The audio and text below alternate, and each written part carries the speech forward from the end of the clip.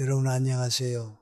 오늘 밤 우리는 이 고요하고 평화로운 방 안에서 바깥의 차가운 밤 공기와는 대조적으로 조금은 서늘하고 오싹한 인간 심리의 깊은 시면을 천천히 들여다보려 합니다. 지금 이 순간 여러분이 방금 전까지 무심코 나눈 대화들, 어쩌면 그 입술 끝에서 맴돌며 흩어졌던 자랑스러운 성취의 조각들이 여러분의 등 뒤에 서늘한 칼날을 벼르고 있을지도 모릅니다. 정말이지 이 잔혹한 사회적 관계망 속에서 여러분은 어쩌면 살아남지 못할 수도 있습니다. 무심코 던진 기쁨의 말 한마디가 여러분이 딛고 서 있는 평온한 일상의 기반을 송두리째 파괴할 수 있는 그런 무섭고도 씁쓸한 정글 같은 세상이니까요. 그러니 편안히 자리 잡기 전에 잠시 시간을 내어 좋아요와 구독을 눌러주세요. 물론 제가 여기서 하는 작업이 정말 마음에 드실 때만요. 그리고 지금 이 내레이션을 듣고 계신 여러분, 화면 아래로 잠시 시선을 내려 현재 위치와 현지 시간을 댓글로 남겨달라고 부탁드리고 싶네요. 세계 곳곳에서 같은 밤 혹은 다른 낮을 공유하며 이 서늘하고도 쓸쓸한 이야기에 귀 기울이는 분들이 얼마나 될지 그 고독한 연대감이 저는 참 궁금하거든요. 자, 이제 불을 끄고 잔잔한 백색 소음을 위해 선풍기를 켜셔도 좋습니다. 오늘 밤의 여정을 함께 시작해 볼까요? 서울 외곽의 어느 한적하고 낡은 주택가 골목, 그곳에는 간판에 페인트 칠이 반쯤 벗겨진 작은 식당이 하나 자리 잡고 있었습니다. 이름하여 순자의 김치찌개. 올해로 62살이 되신 김순자 어르신은 무려 30년이라는 기나긴 세월 동안 매일 새벽같이 일어나 육수를 끓이고 뚝배기를 닦으며 이 작은 공간을 지켜오셨죠. 오래전 남편과 사별한 후 홀로 남겨진 세상에서 이 식당은 그녀의 생계이자 유일한 위안이었습니다. 순자 씨는 성격이 워낙 밝고 구김살이 없어서 무뚝뚝한 척하는 동네 사람들의 마음도 무장해제시키는 묘한 매력이 있는 분이셨어요. 골목 모퉁이에서 매일 아침 고소한 튀김 냄새를 풍기는 분식집 사장 언니, 손끝이 늘 붉은 고춧가루로 물들어 있던 반찬 가게 주인 언니, 그리고 칙칙폭폭 스팀 다리미 소리와 함께 하루를 시작하던 세탁소 아주머니까지, 이들은 단순한 이웃을 넘어 30년이라는 세월의 풍파를 함께 견뎌온 끈끈한 자매나 다름없는 사람들이었습니다. 서로의 집 숟가락 개수까지 안다는 농담이 결코 과장이 아닐 만큼 그들은 서로의 가난과 고단함을 누구보다 깊이 이해하고 있었죠. 그런데 말입니다. 평화롭던 이 낡은 골목에 아주 낯설고도 치명적인 손님이 찾아옵니다. 바로 갑작스러운 성공이라는 이름의 손님이었죠. 어느 날 코로나라는 기나긴 어둠의 터널이 끝나갈 무렵 순자 씨의 식당에 기적 같은 일이 벌어졌습니다. 요즘 젊은 친구들이 숨쉬듯 사용하는 배달 앱에 우연히 입점했는데 갑자기 밀려드는 주문 알림음에 눈코 뜰 새 없이 바빠진 겁니다. 배달 앱에서 알고리즘의 간택을 받는다는 건 평범한 동네 아저씨가 길을 걷다 대형 기획사 아이돌 센터로 캐스팅될 확률만큼이나 짜릿하고 희박한 일이죠. 월 매출은 순식간에 3배로 훌쩍 뛰어올랐고 10년 넘게 순자 씨의 어깨를 무겁게 짓누르던 은행 대출금을 단숨에 모두 상환할 수 있게 되었습니다. 10년 묵은 대출금을 다 갚았다는 건 자본주의 사회에서 은행의 합법적 노예 신분으로부터 드디어 자유민으로 해방되었다는 뜻이니까요.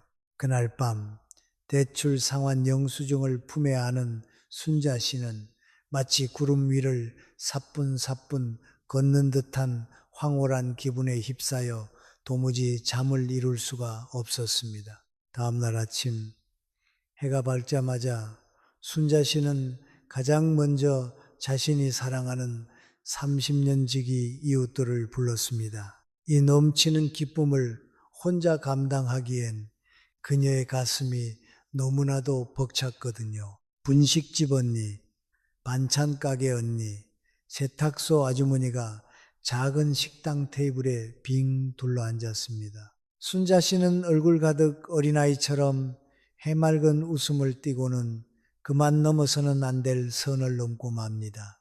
언니들, 나 요즘 배달이 너무 잘 돼서 허리 펼 날이 없어. 이번에 그 지긋지긋한 대출금도 다 갚았어. 이웃들은 겉으로는 손뼉을 치며 환하게 웃어 주었습니다. 와, 순자야. 정말 대단하다. 축하해. 오늘 한턱 거하게 쏴야겠네. 순자 씨는 기쁜 마음에 그날 저녁 동네에서 가장 비싼 고깃집으로 이들을 데려가 한우를 대접했습니다. 아시겠지만 한국인들의 소울 푸드 중에서도 가장 높은 위계를 자랑하는 한우를 선뜻 쏜다는 것은 내 영혼과 통장 잔고의 반쪽을 기꺼이 내어준다는 아주 숭고한 의미입니다. 그녀는 30년 우정이라면 이 정도 성공은 가족의 일처럼 진심으로 기뻐해 주리라 굳게 믿어 의심치 않았습니다. 하지만 그날의 달콤했던 고기 맛이 입안에서 채 가시기도 전인 며칠 후부터 동네의 공기가 묘하게 차가워지기 시작했습니다. 마주칠 때마다 먼저 큰 소리로 인사를 건네던 분식집 언니는 슬그머니 눈을 피하기 시작했고 반찬가게 언니는 순자 씨를 볼 때마다 요즘 우리 가게는 파리만 날려서 죽을 맛이야 라며 땅이 꺼져라 한숨만 푹푹 내쉬었죠. 심지어 세탁소 아주머니는 대놓고 비꼬기 시작했습니다. 아유, 배달 잘 돼서 돈 쓸어 담으니 참 좋겠네. 우리같이 늙고 무식한 사람들은 그런 거 할 줄도 몰라서 평생 이렇게 썩어야 하는데 말이야. 이러한 공동체 내의 갈등 양상은 미시사회학적 관점에서 볼 때 기존의 균형 잡힌 호혜적 관계망이 일방의 급격한 자본 축적으로 인해 비대칭적 권력 구조로 재편되는 과정에서 발생하는 전형적인 아노미 상태라고 규정할 수 있을 것입니다. 순자 씨는 어리둥절했습니다. 내가 도대체 뭘 잘못한 걸까? 그저 밥 한 끼 맛있게 대접하며 함께 웃고 싶었을 뿐인데, 하지만 불행은 여기서 멈추지 않았습니다. 배달 앱에는 출처를 알 수 없는 악성 리뷰들이 독버섯처럼 피어나기 시작했죠. 위생이 쓰레기 수준이다. 사장님이 너무 불친절해서 다신 안 먹는다. 예전에 그 깊은 맛이 완전히 변했다 같은 억울한 말들이 화면을 가득 채웠습니다. 게다가 30년 동안 한 번도 속을 썩인 적 없던 건물주마저 갑자기 임대료를 대폭 인상하겠다고 통보해 왔고, 동네 부녀회 모임에서는 교묘하게 순자 씨만 소외되기 시작했습니다. 옛말에 호사다마라는 말이 있지요. 좋은 일에는 응당마가 끼기 쉽다는 이 오래된 격언은 시대를 막론하고 인간사의 서늘한 진리를 관통합니다. 30년 동안 가족보다 더 가족처럼 지내던 이웃들이 마치 약속이라도 한 듯 일제히 서늘한 등을 돌린 것입니다. 그리고 모든 것이 무너져 내린 듯한 일주일 후의 새벽, 순자 씨는 여느 때처럼 무거운 발걸음을 이끌고 식당 문을 열러 나왔습니다. 하지만 굳게 닫힌 셔터 문 앞에서 그녀의 발걸음은 돌처럼 굳어버리고 말았죠. 식당 앞 30년 동안 그녀가 매일 아침 정성껏 물을 주며 자식처럼 키워온 낡은 화분이 바닥에 패대기 쳐진 채 산산조각이 나 있었기 때문입니다. 산산조각 난 화분의 흙에서는 축축하고 비릿한 특유의 냄새가 났을 겁니다. 여러분, 비가 온 뒤 흙에서 나는 냄새를 기억하시나요? 그 냄새의 정체는 흙 속에 사는 스트랩토마이세스라는 박테리아가 만들어내는 지오스민이라는 유기 화합물 때문인데, 인간의 코는 이 냄새를 상어의 후각만큼이나 예민하게 찾아낼 수 있다고 하죠. 순자 씨의 코끝을 찌른 그 짙은 흙 냄새는 그 어떤 냄새보다 지독한 배신과 슬픔의 냄새였을 겁니다. 그 화분은 그저 흔한 화분이 아니었습니다. 암투병으로 앙상해져 가던 남편이 세상을 떠나기 직전 마지막 힘을 쥐어짜내 아내를 위해 사준 유품이었습니다. 당신 나 없이 혼자 장사하다가 힘들고 외로울 때 이 꽃 보면서 기운내. 남편의 쉰 목소리가 아직도 귓가에 선명하게 맴도는데 그 유일한 위안의 흔적이 누군가의 악에 가득한 발길질에 무참히 짓밟혀 흙바닥에 나뒹굴고 있었습니다. 김순자 씨는 차가운 시멘트 바닥에 주저앉아 피가 나는 것도 모른 채 깨진 화분 조각을 부여잡고 짐승처럼 울부짖었습니다. 여보, 내가 도대체 뭘 그렇게 잘못한 거야? 기쁨을 나누려다 세상의 모든 것을 잃어버린 62살의 작은 어깨가 새벽의 서늘한 어둠 속에서 하염없이 떨리고 있었습니다.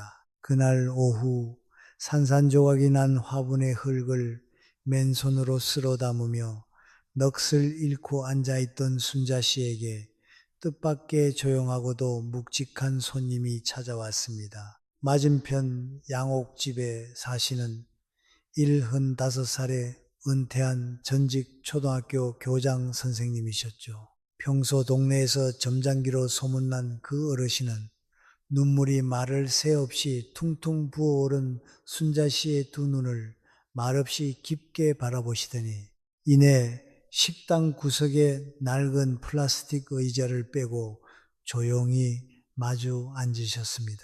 그리고 마치 세상의 오랜 비밀을 털어놓듯 낮고 차분한 목소리로 순자 씨의 가슴에 평생토록 남을 서늘한 진실을 속삭이셨어요.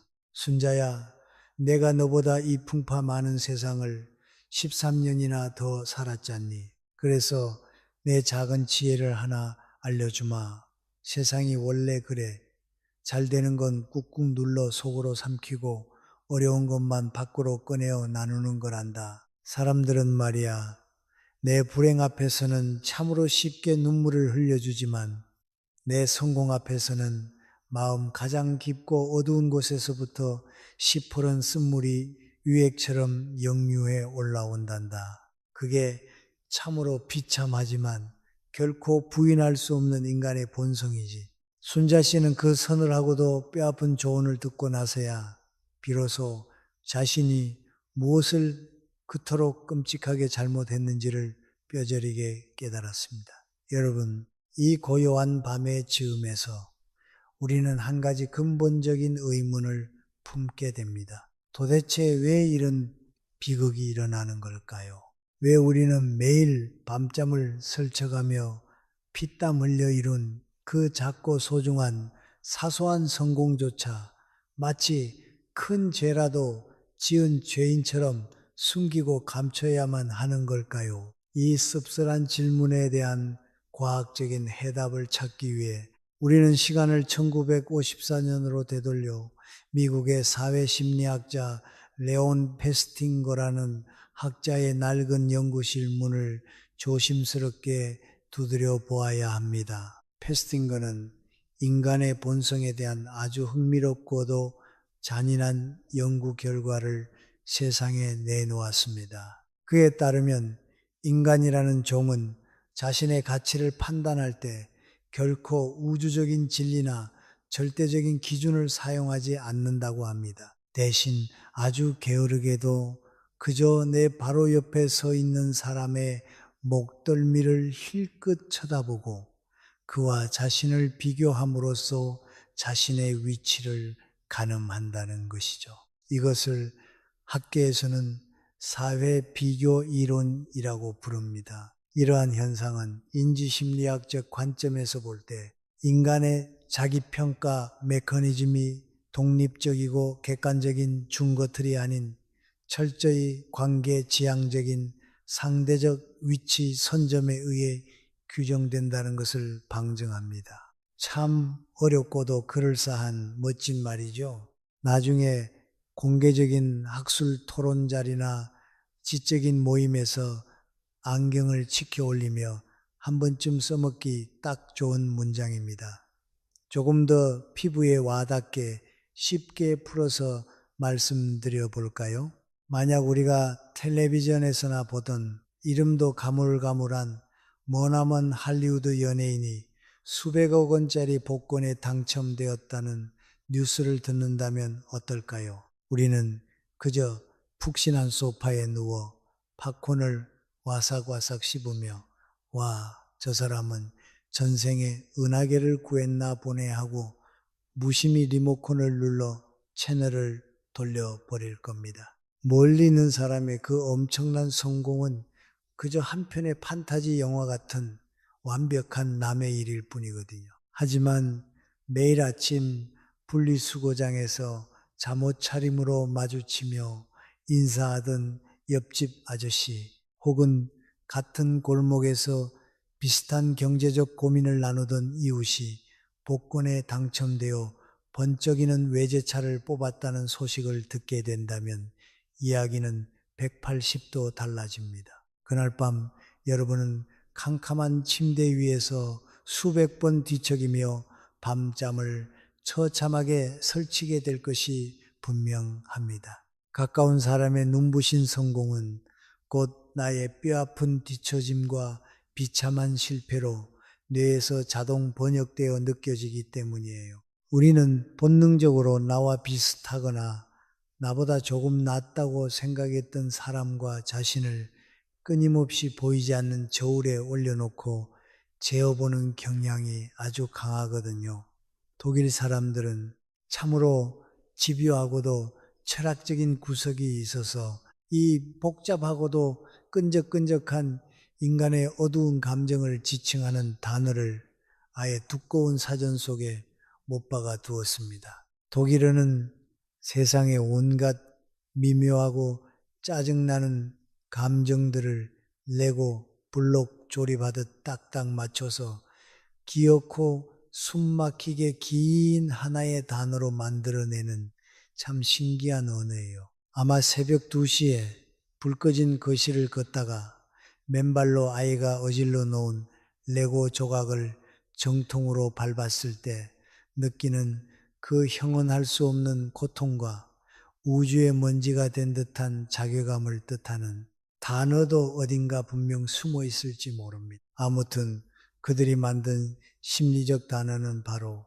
샤덴프로이데입니다. 손해와 파괴를 뜻하는 샤덴이라는 단어에 기쁨과 환희를 뜻하는 프로이데가 기괴하게 입맞춤을 한 혼종의 단어죠. 즉 타인의 불행과 고통을 곁눈질하며 내심 안도하고 느끼는 은밀한 기쁨이라는 뜻입니다. 놀랍게도 영어나 우리 한국어에는 이 소름 돋는 감정을 완벽하게 담아내는 단 하나의 단일 명사가 존재하지 않아서 전 세계의 수많은 심리학자들은 그저 이 독일어를 발음 그대로 빌려와 사용한다고 해요. 하지만 우리에게 전용 단어가 없다고 해서 그 질척이는 감정이 없는 건 결코 아닙니다.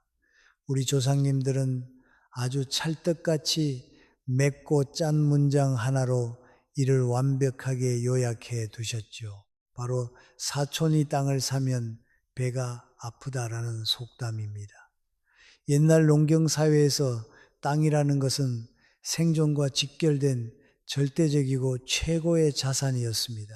그런데 나와 피를 나눈 사촌이 그 귀한 땅을 샀다니 머리로는 축하해 주어야 마땅하지만 내 위장 깊은 곳에서는 위산이 과다 분비되며 실제적인 복통을 유발했던 것이죠. 실제로 뇌과학자들이 사람들을 커다란 원통형 기능적 자기 공명 영상장치 안에 눕혀놓고 타인을 질투할 때의 뇌 활동을 촬영해 보았더니 꽤나 소름 돋는 진실이 밝혀졌습니다. 우리가 누군가를 강렬하게 질투할 때는 몽둥이로 맞거나 불에 데이는 등 육체적인 고통을 당할 때 비상배를 울리는 뇌의 전대상피질이라는 부위가 똑같이 붉게 활성화된다고 합니다. 마음이 아픈 게 아니라 뇌가 진짜로 물리적인 통증을 느끼고 있는 거예요. 반대로 내가 그렇게 배 아파하며 질투하던 그 잘나가던 놈이 쫄딱 망해서 바닥으로 추락하는 모습을 볼 때는 어떨까요? 마치 복권에 당첨되거나 달콤한 초콜릿 케이크를 입에 가득 넣었을 때 불을 밝히는 뇌의 쾌락 중추, 복측 선조체가 크리스마스 트리처럼 환하게 달아오른다고 합니다. 특히 여러 씁쓸한 심리 연구에 따르면 내면의 자존감이 바닥을 치고 현실에 불만이 많은 사람일수록 이 무시무시한 샤덴프로이데를 훨씬 더 맹렬하고 날카롭게 느낀다고 합니다. 자기보다 앞서 나가던 사람이 진흙탕에 처박히고 무너지면 자기는 가만히 제자리에 서 있었을 뿐인데도 상대적으로 자신의 사회적 위치가 불쑥 올라간 듯한 짜릿하고 얄팍한 환상에 빠지기 때문이죠. 순자 씨를 둘러싼 이웃들의 조용한 마음 속에서도 바로 이 뇌과학적인 비극이 아무도 모르게 상영되고 있었던 겁니다. 수십 년간 퀴퀴한 골목에서 다 같이 허리띠를 졸라매고 진흙탕 속 러닝머신을 헉헉대며 뛰고 있다고 굳게 믿었는데 어느 날 갑자기 순자 씨 혼자만 반짝이는 황금빛 에스컬레이터를 타고 구름 위로 쑥 올라가 버린 셈이니까요. 남겨진 이웃들의 다리는 갑자기 천근만근 무거워졌을 겁니다. 같은 골목에서 똑같이 고생하던 사람이 갑자기 눈부신 빛을 발하니 상대적으로 자신들의 처지가 시궁창에 처박힌 듯한 끔찍한 상대적 박탈감이 해일처럼 덮쳐온 것이죠. 그 쓰라리고 억울한 기분은 이내 도끼 품은 질투로 변질되었고 그 질투는 결국 익명의 가면을 쓴 비겁한 악성 리뷰와 살이 베이는 듯한 날 선 뒷담화로 선 터져버리고 만 것입니다. 이렇듯 타인의 불행에서 느끼는 은밀한 쾌감의 반대편에는 타인의 성공을 목격할 때 위산이 역류하는 듯한 극심한 쓰라림이라는 또 다른 어두운 감정의 얼굴이 도사리고 있습니다. 여러분이 벅찬 가슴을 안고 무심코 던진 해맑은 자랑 한마디가 누군가의 마음속 깊은 곳에 잠들어 있던 이 어두운 괴물을 깨우는 서늘한 알람 소리가 될 수 있다는 사실을 우리는 부디 잊지 말아야 합니다.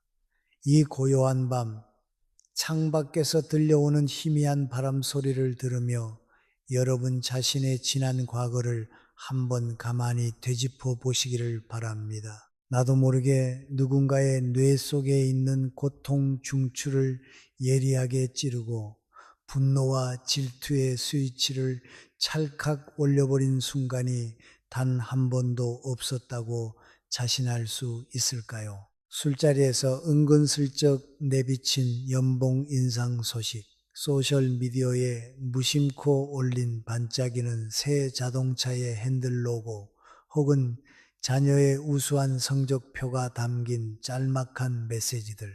우리는 어쩌면 매일같이 지뢰밭을 위태롭게 춤추며 걷고 있는지도 모릅니다. 내가 밟은 지뢰가 당장 내 발밑에서 굉음을 내며 터지지 않았다고 해서 그 지뢰가 안전한 것은 결코 아닙니다. 누군가의 가슴 속에 서늘하게 묻힌 채 서서히 시한폭탄의 타이머를 째깍거리며 돌리고 있을 테니까요.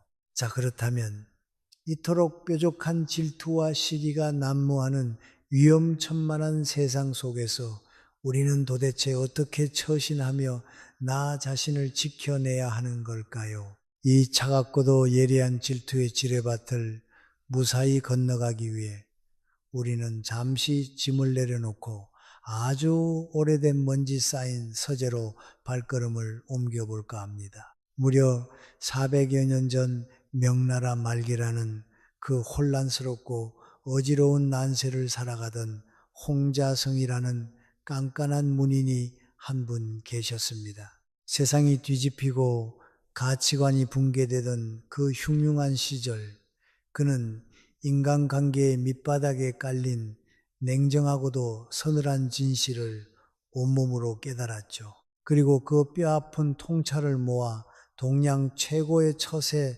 철학서로 불리는 책은담이라는 책을 세상에 남겼습니다. 책은이라는 말은 본래 나무의 뿌리나 나물 따위를 의미하는데요. 쓰고 맛없는 이 거친 뿌리를 꾹꾹 씹어 넘겨야 비로소 인생의 진짜 참맛을 알 수 있다는 아주 깊고도 씁쓸한 의미를 담고 있습니다. 여기서 재미있는 잡지식을 하나 곁들여 볼까요? 인간의 혀에는 약 10,000개가량의 미뢰가 돋아 있어서 단맛, 짠맛, 쓴맛 등을 섬세하게 감지해냅니다. 흥미롭게도 인간은 진화론적으로 독을 피하기 위해 쓴맛에 가장 예민하게 반응하도록 설계되어 있죠. 그런데 나이가 들수록 이 미래 세포들의 재생 속도가 느려지면서 숫자가 절반 가까이 팍 줄어들게 됩니다. 우리가 어릴 땐 그렇게 질색하던 쌉싸름한 도라지 무침이나 뜨겁고 쓴 아메리카노가 나이가 들면서 왠지 모르게 달게 느껴지고 인생의 맛이라며 고개를 끄덕이게 되는 과학적인 이유가 바로 여기에 있습니다. 물론 월요일 아침 출근길 지옥철에서 느끼는 그 지독한 삶의 쓴맛은 미래세포가 아무리 죽어나가도 결코 무뎌지지 않지만 말이죠. 가벼운 농담이었습니다. 이 책은 전집 225조와 후집 135조라는 방대한 분량으로 이루어져 있는데 유교와 불교 그리고 도교의 사상까지 그야말로 영혼의 비빔밥처럼 아주 절묘하게 융합해서 우리 인생의 처세술을 깊이 있게 다루고 있어요. 홍자성은 이 고요한 책장 속에서 아주 서늘한 경고를 던집니다. 입은 화를 부르는 문이요, 혀는 몸을 베는 칼이다 라고 말이죠. 입을 무겁게 닫고 혀를 입안 깊숙한 곳에 단단히 간직하면 몸이 편안하고 세상 어디를 가든 튼튼하게 살아남을 수 있다는 것입니다.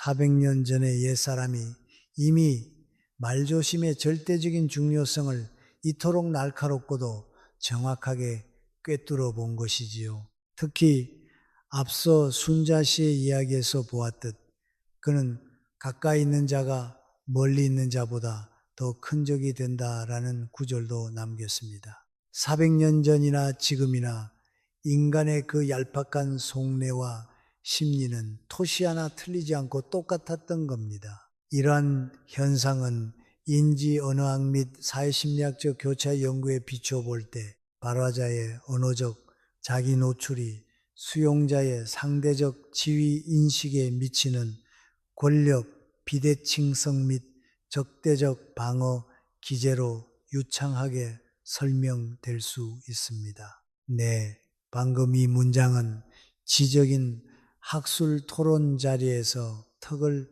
살짝 쓰다듬으며 구사하기 아주 좋은 문장이니 몰래 메모해 두셔도 좋습니다. 결국 내 입에서 나가는 그 가벼운 자랑의 말들이 상대방에게는 자신을 깎아내리는 보이지 않는 권력의 폭력으로 작용한다는 뜻이죠.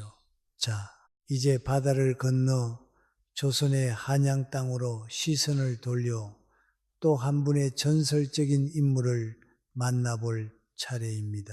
조선 500년이라는 그 길고 긴 피바람 부는 역사 속에서 가장 오랫동안 영의정 자리를 지켜낸 진정한 생존의 달인 바로 황희정승입니다. 이분은 무려 18년 동안이나 일인지 하만인지 상이라는 영의정 자리에 계셨고 좌의정과 우의정 등 정승의 자리를 모두 합치면 총 24년간이나 그 무시무시한 권력의 최정상을 지켜냈습니다. 이건 정말이지 조선 역사상 전무후무한 그야말로 기적에 가까운 기록이에요. 생각해 보세요. 성격 불같기로 유명한 태종 이방원과 밤낮 없이 신하들을 굴리며 워커홀릭의 끝판왕을 보여주었던 세종대왕 이 두 호랑이 같은 임금 밑에서 목이 날아가지 않고 24년을 버텼다는 건 현대의 어느 대기업 임원 생존기보다도 훨씬 더 살벌하고 경이로운 일입니다. 그 비결이 무엇이었을까요? 그는 두 임금의 두터운 신임을 한 몸에 받으면서도 단 한 번도 자신의 공로를 앞세우거나 드러내지 않았습니다. 나라에 큰 공을 세워도 이것은 모두 제 아래에 있는 신하들이 밤낮으로 애쓰고 잘한 덕분입니다라며 모든 스포트라이트를 미련 없이 돌려버렸거든요. 게다가 언제나 누구에게나 허허실실 웃는 낯으로 대했기 때문에 무엇이든 다 네 말이 옳다, 네 말도 좋다라고 한다 하여 호야라는 별명까지 붙었을 정도라고 해요. 정말 고단수 중에 고단수 아닙니까? 속으로는 천가지 만가지 계산이 돌아가면서도 겉으로는 동네의 맘씨 좋은 할아버지처럼 허허 웃으며 자신의 발톱을 완벽하게 숨긴 것이지요. 이 황희정승의 철저한 자기관리와 침묵의 철학을 보여주는 아주 유명하고도 감각적인 일화가 하나 있습니다. 어느 따사로운 봄날 황희정승이 벼슬을 잠시 내려놓고 한적한 시골길을 타박타박 걷고 계셨습니다. 발밑으로는 마른 흙먼지가 포슬포슬 일고 코끝으로는 쌉싸름한 쑥 냄새와 소의 구수한 똥 냄새가 섞여 들어오는 그런 평화로운 길이었죠. 때마침 한 늙은 농부가 누런 소와 검은 소 두 마리를 나란히 메어두고 땀을 뻘뻘 흘리며 쟁기질로 밭을 갈고 있었습니다. 호기심이 동한 황희정승이 밭둑에 서서 넌지시 물었습니다. 이보시오 농부 양반, 그 두 마리 소 중에서 어느 소가 일을 더 잘합니까? 보통 사람 같으면 밭을 갈다 말고 큰 소리로 아유 이 누런 놈이 훨씬 낫지요 하고 소리쳤겠지만 이 농부는 참으로 범상치 않았습니다. 농부는 잠시 쟁기를 멈추고 뜸을 들이더니 흙투성이가 된 발로 황희정승에게 터벅터벅 다가왔습니다. 그러고는 주변을 슬쩍 살피고선 정승의 귀에 대고 아주 은밀하게 모깃소리만 한 크기로 속삭이는 겁니다. 나으리 누른 놈은 꾀를 부리지 않고 일도 참 잘하고 말도 고분고분 잘 듣는데 저기 저 검은 놈은 아주 꾀가 많고 미련해서 다루기가 영 힘이 듭니다요. 아니, 국가 기밀을 다루는 것도 아니고 겨우 소 뒷담화를 하는데 귀옛말을 하다니요. 황희 정승은 너무나 의아해서 눈을 둥그렇게 뜨고 물었지요. 아니, 그깟 짐승 흉보는 게 무슨 대단한 비밀이라고 내 귀에 대고 귀 속말로 조심스럽게 하시오. 그러자 농부가 주름진 얼굴로 씩 웃으며 이렇게 답했습니다.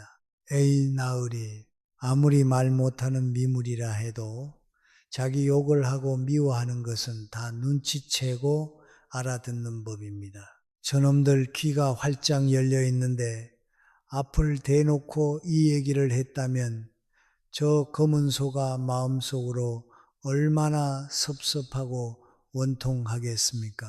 여기서 잠깐 또 농담을 던지자면 저는 이 농부의 조심성을 뼈저리게 이해합니다. 저희 집 강아지도 제가 산책을 빼먹고 소파에 누워있으면 귀신같이 제 마음의 소리를 알아채고는 보란듯이 새로 산 러그 위에 실수를 해버리며 서늘하게 복수를 하거든요. 말 못하는 짐승의 뒤끝도 이토록 정교하고 무서운 법입니다. 하물며 만물의 영장이라는 인간은 오죽하겠습니까? 황희정승은 촌부의 이 무심하고도 소박한 대답에서 머리를 한 대 세게 맞은 듯한 거대한 깨달음을 얻었습니다.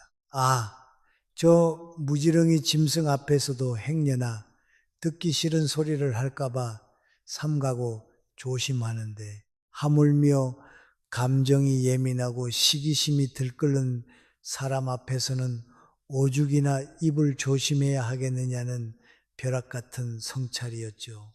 사람의 귀는 언제나 예민하게 열려 있습니다. 황희정승은 그날 이후로 더욱 자신의 혀를 엄격하게 다스렸고 절대로 남을 평가하거나 자신의 잘남을 입 밖으로 꺼내어 시기심을 자극하지 않았습니다.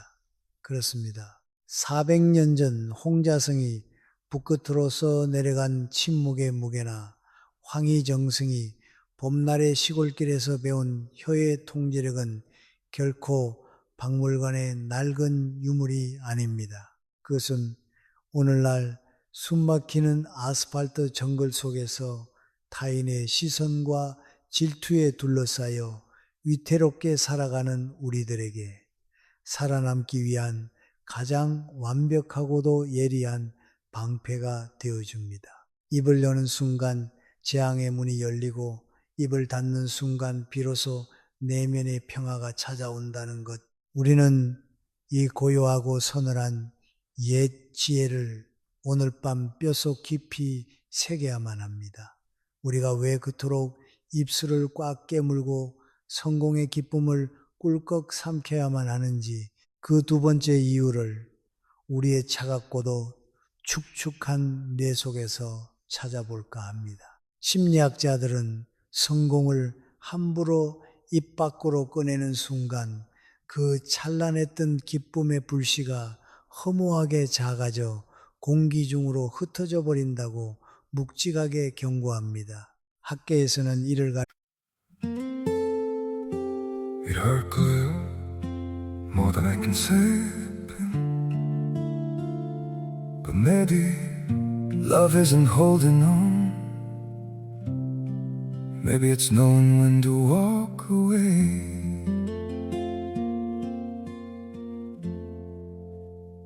We try to hold what we're slipping through, like sand running from our hands. Every promise started losing shape. We couldn't be what we once planned. Your eyes would look right through mine, like you were already gone. We stayed too long in a fading light, trying to prove we still. It hurt good, more than I can say. maybe love isn't holding on. Maybe it's knowing when to walk away.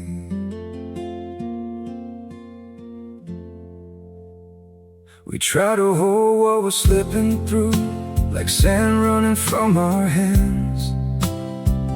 Every promise started losing shape. We couldn't be what we once planned. Your eyes would look right through mine, like you were already gone. We stayed too long in a fading light, trying to prove we still.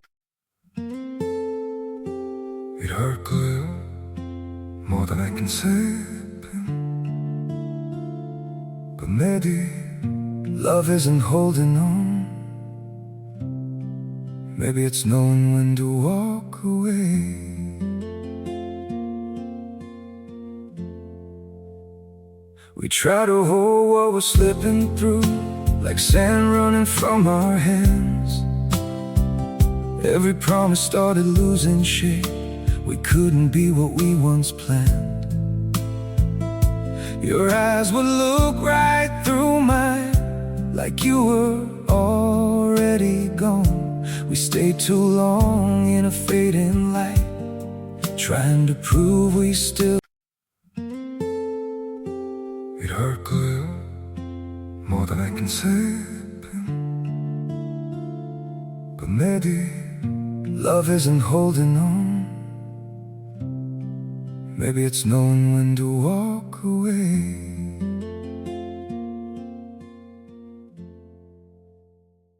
가르쳐 조금 거창하게 목표 공개 효과의 역설이라고 부르더군요. 무슨 말이냐면 여러분이 아직 완전히 손에 쥐지도 않은 성취나 앞으로의 거창한 계획을 남들에게 자랑스레 떠벌리는 순간 우리의 멍청하고도 순진한 뇌는 이미 그 목표를 완벽하게 달성하고 보상을 받았다고 덜컥 착각해 버린다는 겁니다. 여러분 혹시 도파민이라고 들어보셨죠? 기쁨과 쾌락을 느끼게 해주는 우리 뇌 속의 짜릿한 마약 같은 화학 물질 말입니다. 우리가 남들에게 자랑을 늘어놓고 그들의 영혼 없는 칭찬과 부러움 섞인 시선을 받는 순간 이 도파민이라는 물질이 뇌수에서 조기에 콸콸 분비되어 버립니다. 여기서 기발하고도 섬뜩한 잡지식을 하나 알려드릴까요? 1950년대 과학자들이 쥐의 뇌에 전극을 심고 지렛대를 누르면 도파민이 분비되도록 실험을 한 적이 있습니다. 결과가 어땠을 것 같나요? 그 가엾은 쥐는 밥 먹는 것도 물 마시는 것도 심지어 번식하는 것조차 까맣게 잊어버린 채 쓰러져 굶어 죽을 때까지 무려 시간당 7,000번이나 지렛대만 미친 듯이 눌러댔습니다. 칭찬과 부러움이 만들어내는 도파민의 쾌감에 중독된다는 건 이토록 무서운 일입니다. 진짜 목표를 향해 묵묵히 나아가야 할 그 소중하고도 뜨거운 추진력이 그저 남들의 입에 오르내리며 얻는 알량하고 일시적인 쾌감 때문에 속절없이 약해져 버리는 것이죠. 여러 심리학적 연구에 따르면 이렇게 작은 성취를 타인에게 인정받아 도파민 샤워를 하는 것에 한번 길들고 중독되면 사람들은 진짜 땀 흘려 얻어내는 묵직한 성공보다는 그저 남에게 보여주기 위한 가짜 성취, 즉 쇼윈도용 행복에만 병적으로 매달리게 된다고 합니다. 타인이 건네는 달콤한 칭찬의 독배에 취해 비틀거리느라 정작 내 인생에서 가장 중요한 본질적인 일에는 집중하지 못하게 되는 끔찍한 비극이 서서히 시작되는 것이죠. 이러한 쾌감은 마치 사막에서 갈증에 허덕이던 사람이 바닷물을 들이켜는 것과 같아서 마실수록 더욱더 지독한 갈증에 시달리게 만듭니다. 결국 우리는 내면의 성장을 위한 진정한 고통은 회피한 채 찰나의 달콤한 인정에만 목마른 텅 빈 껍데기가 되어버리는 것이죠. 이를 인지행동학적 관점에서 아주 우아하고도 날카롭게 포장하자면 신경생물학적 보상 회로의 조기 활성화에 따른 내재적 동기부여의 영구적 억제 현상이라고 정의할 수 있겠습니다. 네, 어디 가서 지적인 척하며 좌중을 압도하고 싶을 때 아주 유용하게 써먹을 수 있는 길고 폼나는 학술적 문구이니 잘 기억해 두시기 바랍니다. 그리고 이 밤 우리가 방 안의 고요한 침묵 속에서 반드시 기억해야 할 세 번째 이유가 있습니다. 바로 우리의 붉은 입술이 그 자체로 끔찍한 화를 부르는 지옥문이기 때문입니다. 앞선 이야기에서 타인의 불행을 보며 내심 음흉한 미소를 짓는 그 기괴한 심리 샤덴프로이데를 기억하시나요? 이 스키차고 음침한 감정의 정확히 반대편에는 타인의 눈부신 성공을 바라보며 내장 깊은 곳에서부터 부글부글 끓어오르는 쓰라림과 분노라는 또 다른 어두운 그림자가 웅크리고 있습니다. 여러분이 밥자리에서 혹은 술자리에서 무심코 툭 던진 해맑은 자랑 한마디가 바로 상대방의 심연에 잠들어 있던 이 맹렬하고 어두운 감정을 단번에 일깨우는 치명적인 씨앗이 되고 맙니다. 말이라는 것은 참으로 기괴한 생명력과 끈질긴 접착력을 가지고 있어서 내 입술을 떠나는 그 순간부터 나의 통제력을 완전히 벗어나 제멋대로 덩치를 키우며 사방으로 퍼져나갑니다. 본래의 순수했던 의도와는 전혀 상관없이 사람들의 시기심이라는 탁한 침이 섞이고 질투라는 치명적인 독이 덕지덕지 발라져서 흉측하게 과장되고 왜곡된 채 다시 내 목을 조르러 되돌아오지요. 아까 말씀드렸던 우리 이야기의 주인공, 낡은 식당을 운영하던 정사강 씨가 이웃들에게 눈물을 글썽이며 했던 말도 똑같은 비극적 운명을 맞이했을 겁니다. 언니들, 나 이번에 은행 대출금 다 갚았어라는 그 소박하고도 눈물겨운 한마디는 이웃들의 귓가를 거치며 글쎄 저 집이 이번에 배달로 떼돈을 쓸어 담아서 조만간 빌딩 주인이 될 준비를 한다더라로 악의적으로 부풀려졌을 것이고 지금 우리 골목 상권이 다 망해서 다들 굶어 죽게 생겼는데 저 혼자 살겠다고 아주 난리 부르스를 치고 기고만장하다로 지독하게 왜곡되었을 가능성이 농후합니다. 구설수라는 놈은 한번 그 잔인한 발톱을 드러내고 입 밖으로 뛰쳐나가면 세상 그 어떤 튼튼한 그물로도 다시 거둬들일 수가 없는 무서운 괴물입니다. 특히나 우리가 두 발을 딛고 숨막히게 살아가는 이 기형적인 현대 사회는 끊임없이 우리 자신을 남들에게 포장하고 화려하게 드러내라고 폭력적일 만큼 강요하고 있습니다. 다들 주머니 속에 하나씩 쥐고 다니는 그 매끈하고 작은 전화기 말입니다. 지금 이 순간에도 수백만, 아니 수억 명의 사람들이 어두운 방 안에 덩그러니 누워 그 작은 발광 다이오드 화면에 자신의 영혼과 시간을 갈아넣고 있죠.